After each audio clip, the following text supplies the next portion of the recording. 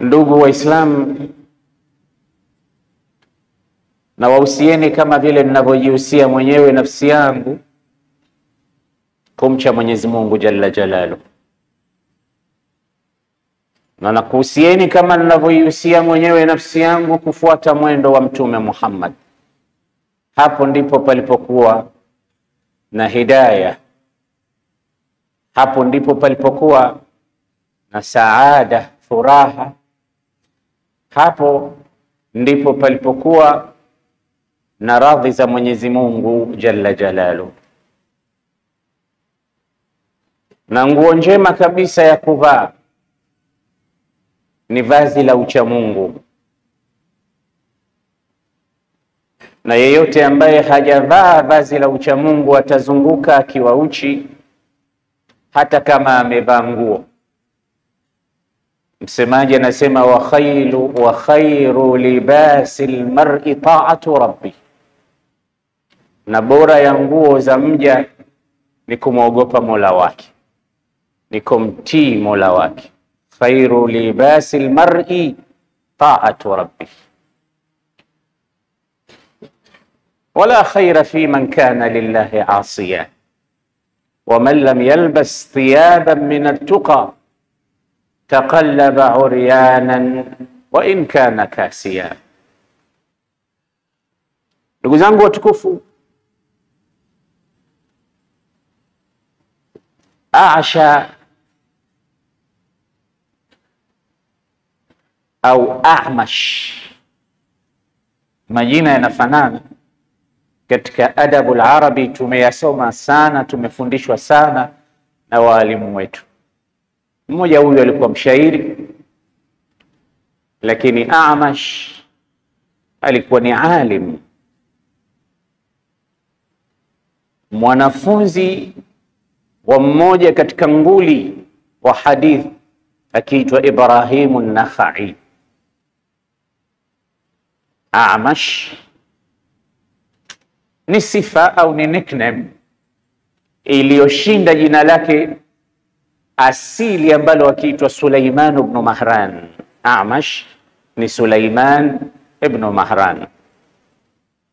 Mara nyingine unakuwa na jambo katika mwili wako,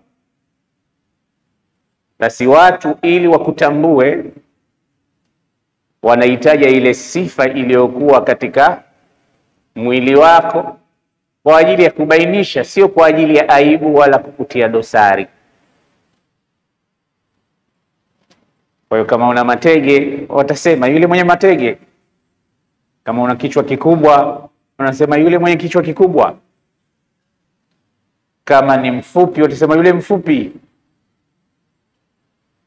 kama una jicho moja, kama una mguu mmoja. Yote haya huwa mara nyingine hutumika kwa sababu ya taarifu, ya kumintroduce au kumtaja mtu, kutaka kumbainisha ili watu wamjue vizuri.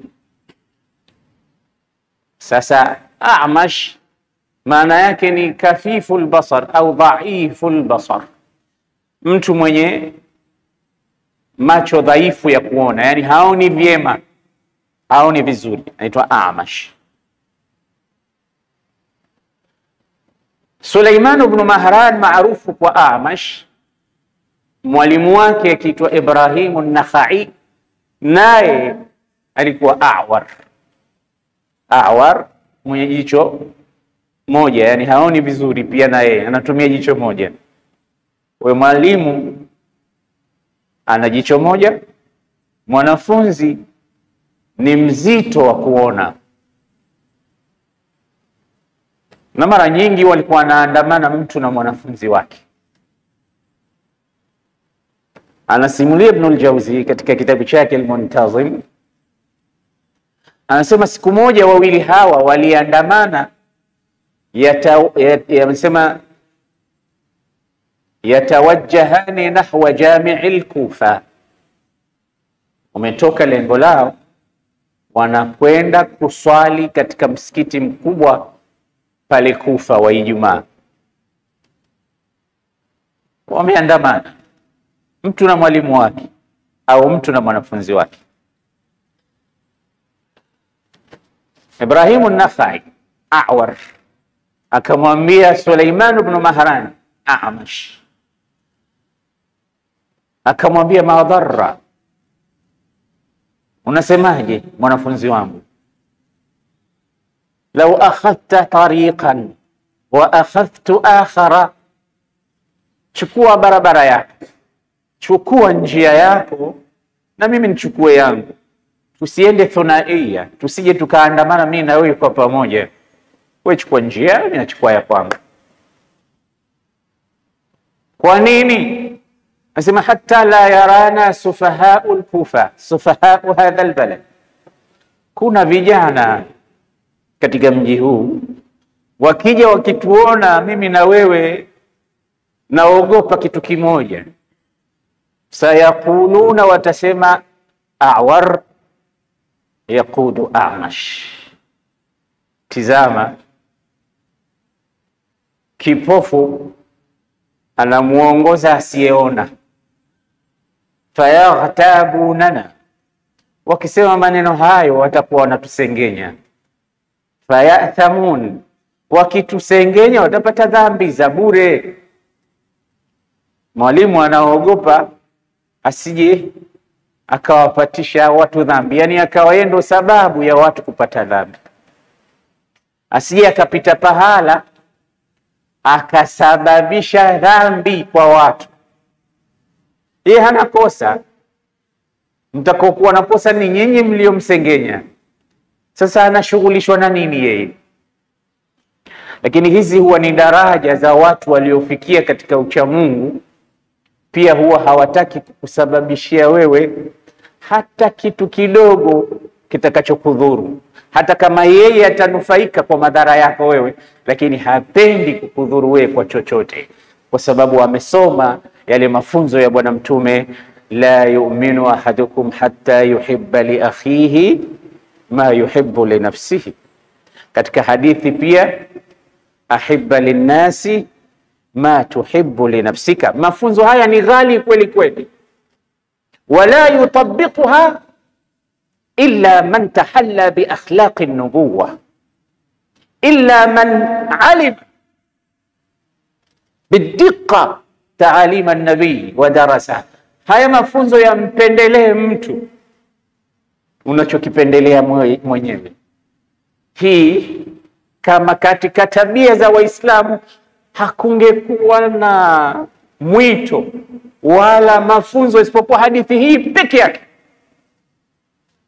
basi tungeuona uzuri wa Uislamu katika hili jambo. Wapendelee watu unalolipendelea nafsi yako, na kinyume chake usilolipenda wewe usimfanyie mtu mwingine.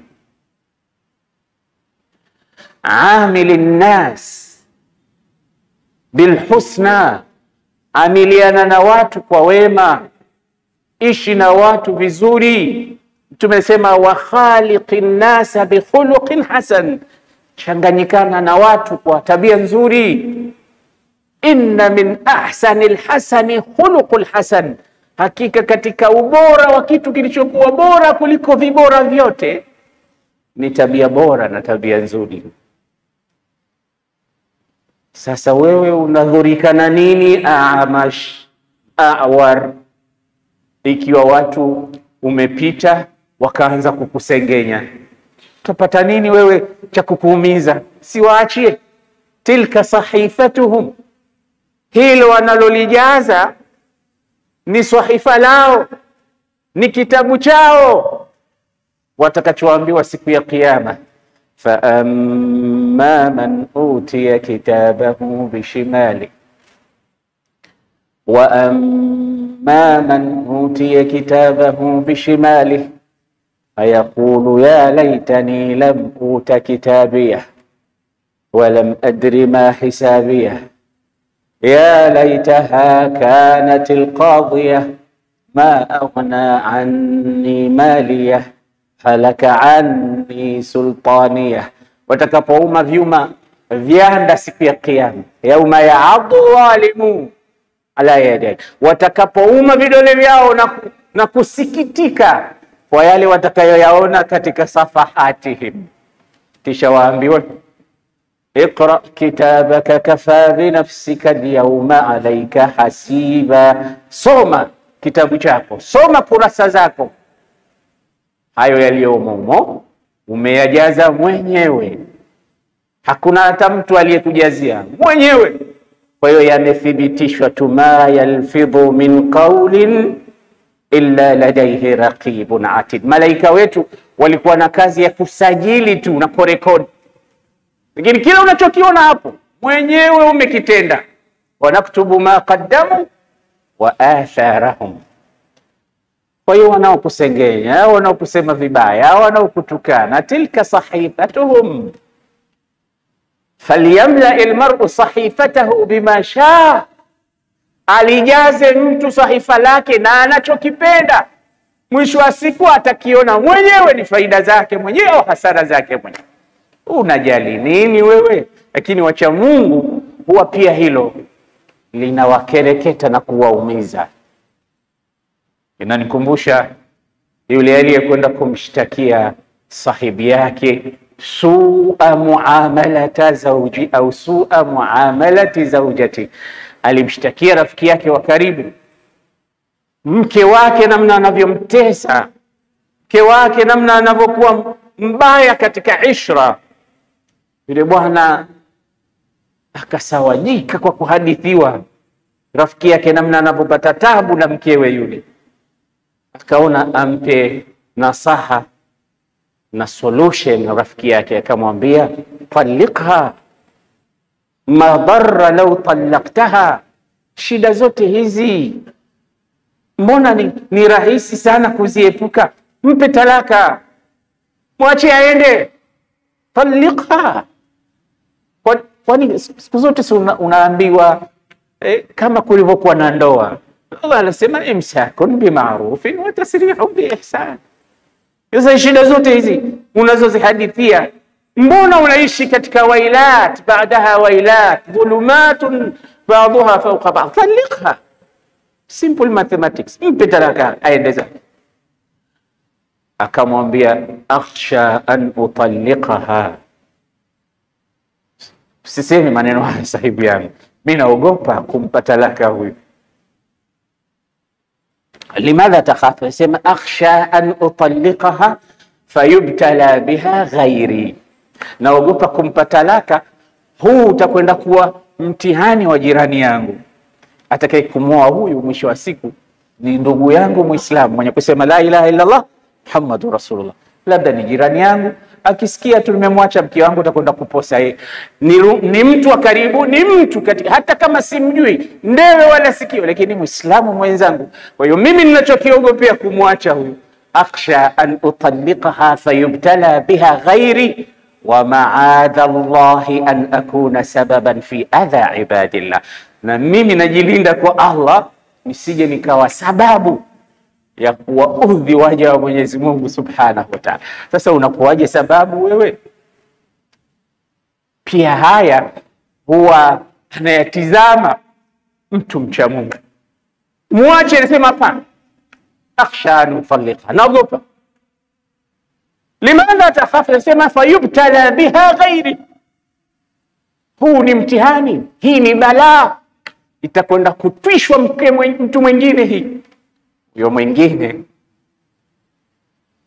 sijui atakuwaje subra yake, lakini mimi niko naye, naijua mimi adhabu ninayoipata, nitaendelea kuvumilia, asije akaenda kuwa mtihani kwa watu wengine, ikawa sababu ya udhia aliyoupata ndugu yangu. Ni mimi ambaye sikuzuia, sikukaa naye, wala sikuwa na subra juu ya mwanamke huyu. Ndio mfano wa neno la Sulaiman ibn Maharan kumuuliza mwalimu wake Ibrahimu an-Nakhai, sasa wakikusengenya utakuwa umekosa nini wewe? Wache wasengenye,